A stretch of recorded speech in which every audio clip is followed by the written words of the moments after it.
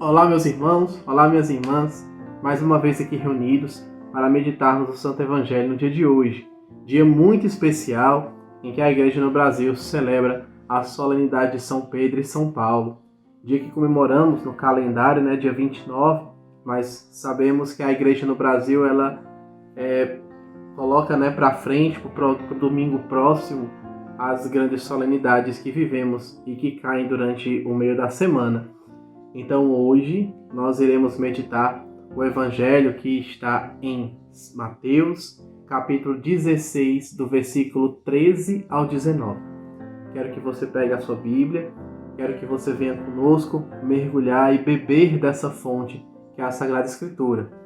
Mas antes de tudo, compartilha esse vídeo, aperta lá naquele sininho que você vai garantir que receber as notificações todas as vezes que a Palavra Encarnada for postado, como também outros vídeos, o Inspira Santo, tantos meios de evangelização que nós temos pelo nosso canal do YouTube da Obra Lumen. Vamos lá? Em nome do Pai, do Filho e do Espírito Santo. Amém. Vinde, Espírito Santo, vinde por meio da poderosa intercessão do Imaculado Coração da Virgem Maria, a vossa amadíssima esposa. Vinde, Espírito Santo, vinde por meio da poderosa intercessão do Imaculado Coração da Virgem Maria, a vossa amadíssima esposa. Vinde, Espírito Santo, vinde por meio da poderosa intercessão do Imaculado Coração da Virgem Maria, a vossa amadíssima esposa. Fiquemos atentos e escutemos o Santo Evangelho do dia de hoje. Naquele tempo, Jesus foi à região de Cesareia de Filipe e ali perguntou aos seus discípulos: quem dizem os homens ser o Filho do Homem? Eles responderam: alguns dizem que é João Batista, outros que é Elias, outros ainda que é Jeremias ou algum dos profetas. Então Jesus lhes perguntou: e vós, quem dizeis que eu sou? Simão Pedro respondeu: tu és o Messias, o Filho do Deus vivo. Respondendo, Jesus lhe disse: feliz és tu, Simão, filho de Jonas, porque não foi um ser humano que te revelou isso, mas o meu Pai que está no céu.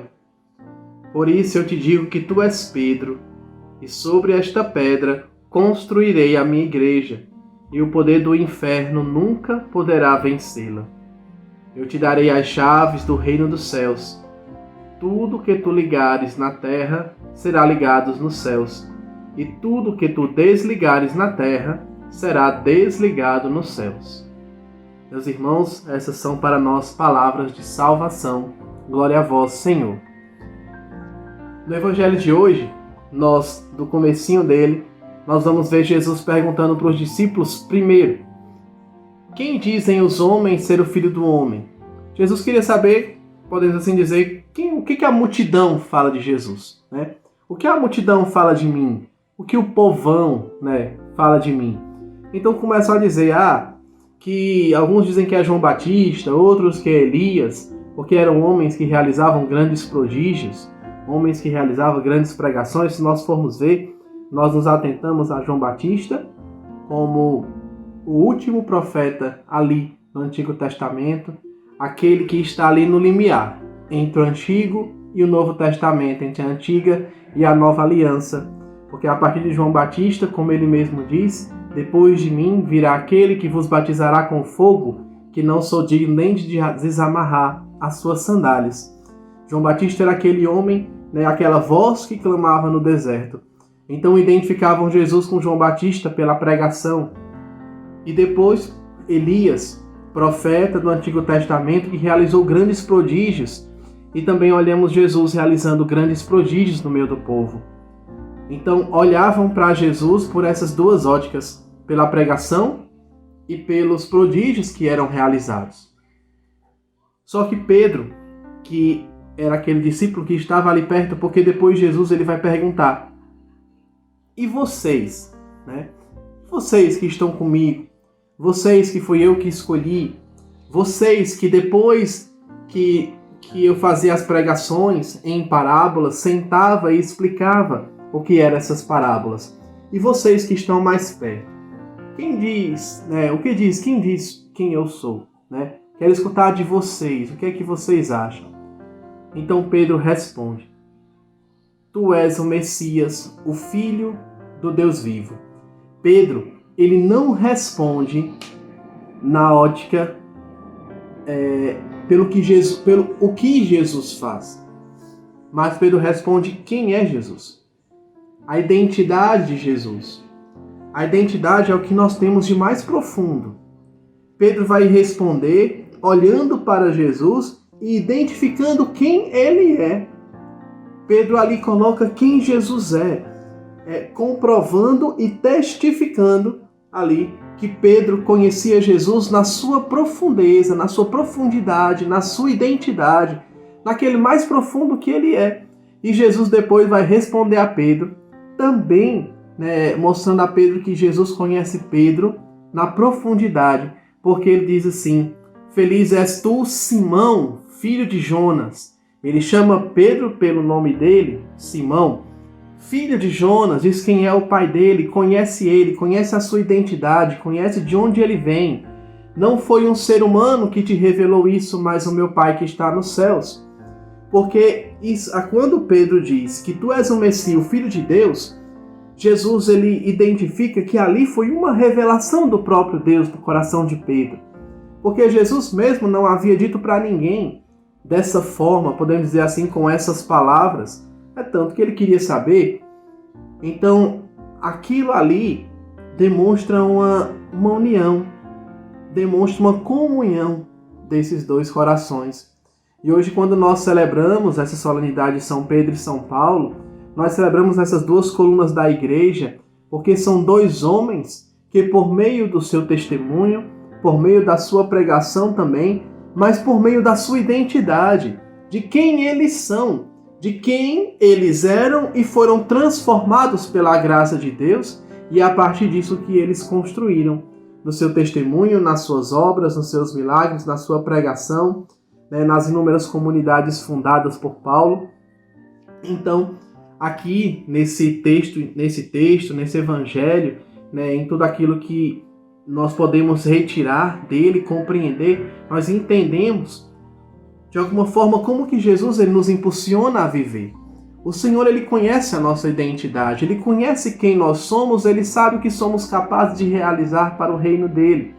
Então, por meio dessa solenidade hoje, meus irmãos, acolhamos a graça de um Deus que confia em nós, de um Deus que nos cria, que cria-nos a nossa identidade, que nos gera para esse mundo com uma missão. Com uma missão, aqui na obra Lumen, de ser luz para o mundo. Com uma missão de vivermos o nosso carisma e a nossa vocação na radicalidade. E esse carisma e essa vocação sendo vivido na radicalidade, ele vai gerar frutos no mundo de hoje, como a vida de Pedro e de Paulo geraram. Quando Jesus olha para Pedro e depois revela a missão de Pedro, Por isso eu te digo, tu és Pedro, e sobre esta pedra construirei a minha igreja. Tu és Pedro, tu és pedra, sobre esse fundamento, não um fundamento somente do que ele realiza, mas um fundamento de quem ele é.